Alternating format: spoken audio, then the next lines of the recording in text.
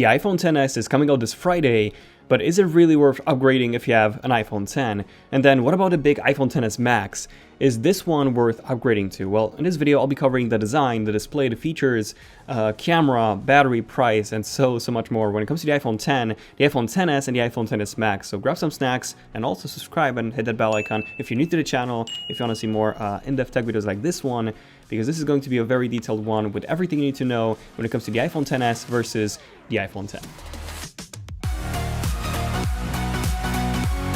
Okay, so in terms of the design, the iPhone XS and the iPhone 10 look pretty much identical. So there are a few design differences though, a few small ones, such as the fact that the speakers are not symmetrical anymore for whatever reason, and one of the antenna lines has actually been relocated towards the bottom left on the iPhone XS and the iPhone XS Max.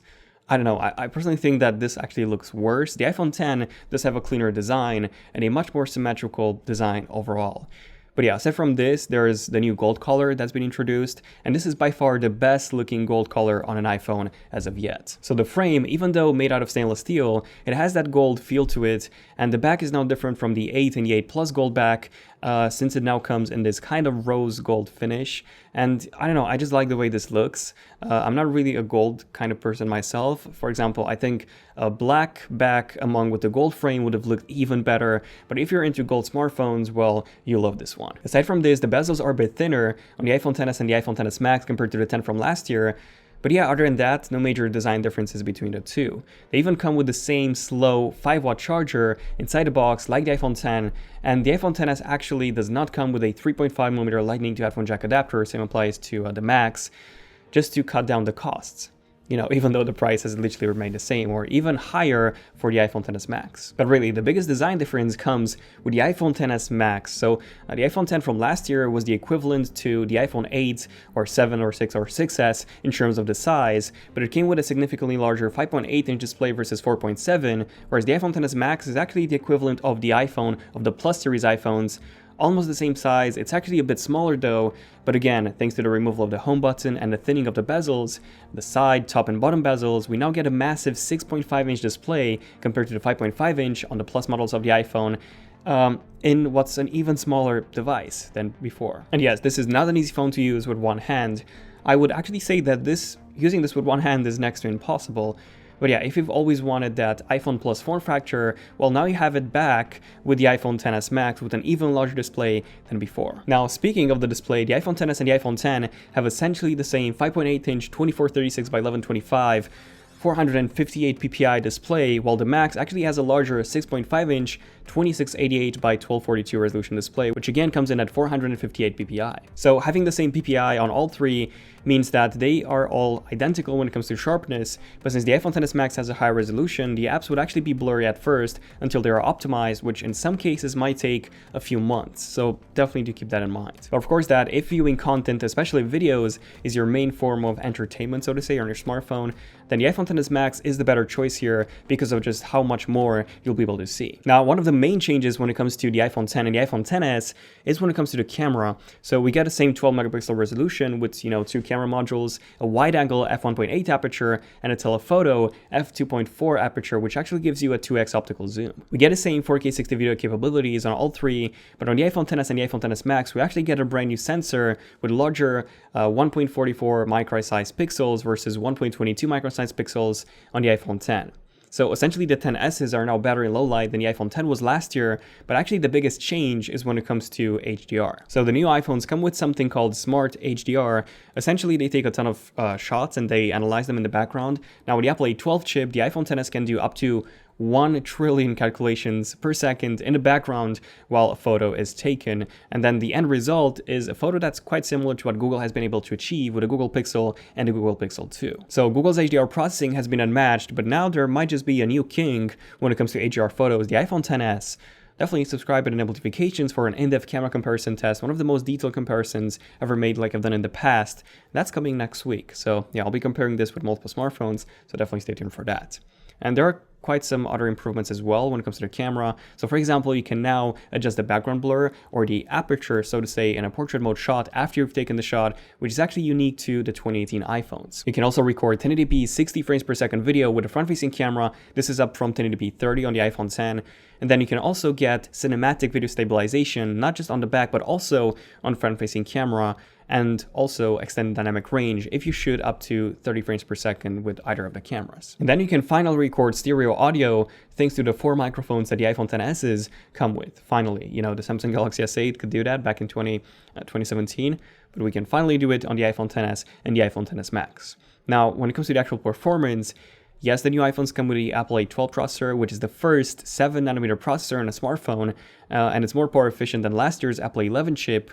And then the Apple 11, by the way, fun fact, could do up to 600 billion operations per second, and the A12 can actually do up to 5 trillion. So yeah, huge improvement in terms of the processing power, but honestly, there's no real reason to upgrade. I mean, yeah, the XS would be faster at unlocking with Face ID, and opening apps are said to be 30% faster on the XS, but other than that, the biggest performance difference is actually when it comes to the amount of RAM. So we get 4GB of RAM on the iPhone XS and XS Max versus 3GB on the iPhone X from last year.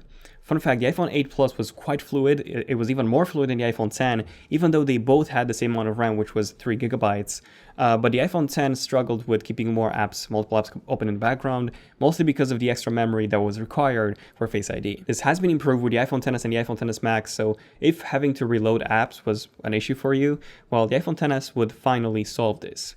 But the question is, do we actually get any new exclusive features on the new iPhone XS's? And the answer is, well, we get a few. So the iPhone XS Max now comes with a Plus interface that we've seen on the iPhone Plus models, where if you rotate the phone in landscape, you would get a few extra options in the menus and some of the apps because of the larger display. The iPhone XS Max, by the way, does not support the landscape home screen, but everything else, so landscape and notes, calendar, settings, and more, they do seem to support a Plus interface with that extra menu bar on the left. Which, I mean, kind of makes sense because the iPhone XS Max comes with a larger display, and it's really close in size to an iPad mini, so having this iPad-like interface is really useful on this larger display. Aside from this, the new iPhones have a water resistance certification of IP68, which basically means that you can submerge them in water up to 2 meters of depth up to 30 minutes compared to 1 meter, 30 minutes. Not a huge difference. And also keep in mind that water damage is still not covered under warranty. So yeah, if it breaks because you've submerged it in water, then yeah, that's your fault according to Apple. And another new feature is support for dual SIMs on the iPhone XS models. So one of them is the regular nano SIM, the one that you were able to add in other smartphones and the iPhone X before. And then the other one is support for eSIM or an electronic SIM. And this actually means that the iPhone XS and the iPhone XS Max are now theft-proof, because if someone steals your iPhone, you would still be able to track it because the SIM card wouldn't be able to be removed because it's an eSIM. And speaking of this, Apple has actually introduced a new Apple Care Plus membership plan, protection plan, which includes coverage for theft and loss.